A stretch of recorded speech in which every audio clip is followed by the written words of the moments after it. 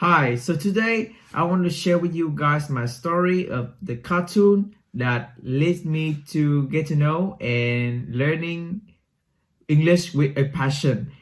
So like many of you guys, I watching a lot of cartoon in my childhood, but there is a problem that the cartoon in my country is badly made and no one seems to have fun watching them. So I go to Cartoon Network and watching a lot of show. For example, like the Powerpuff Girls, Ed and Eddie, and sometimes a little bit of Flintstone Family and Scooby-Doo.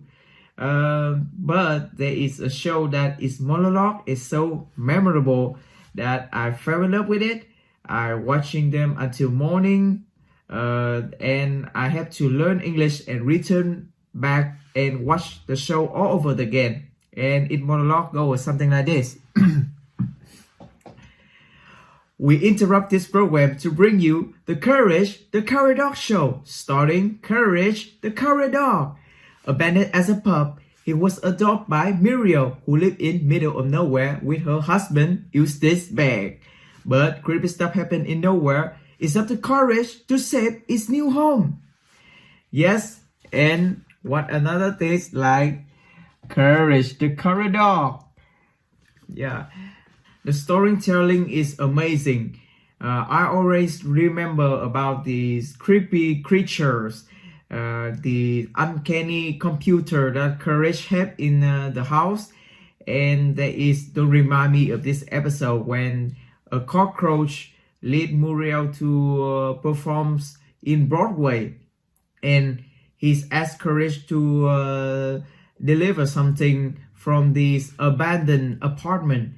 And in that apartment is have a girl playing the violin very peacefully and calm until she turned her head, and that is the creepiest thing that I have ever seen in my life. That episode wasn't censored at that time. It was the noise and the picture of the I can't describe in words. What did I want to is the villain. There is two villains in the show that I think is the best. Is Cats, the red cat, and the classiest and the scariest must be LeQuack. Both of them are my favorite villain in all of this cartoon. So that is for today.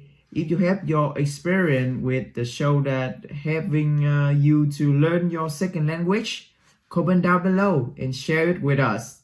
So hope you have a productive day. Thank you for watching and stupid dog, you make me look bad.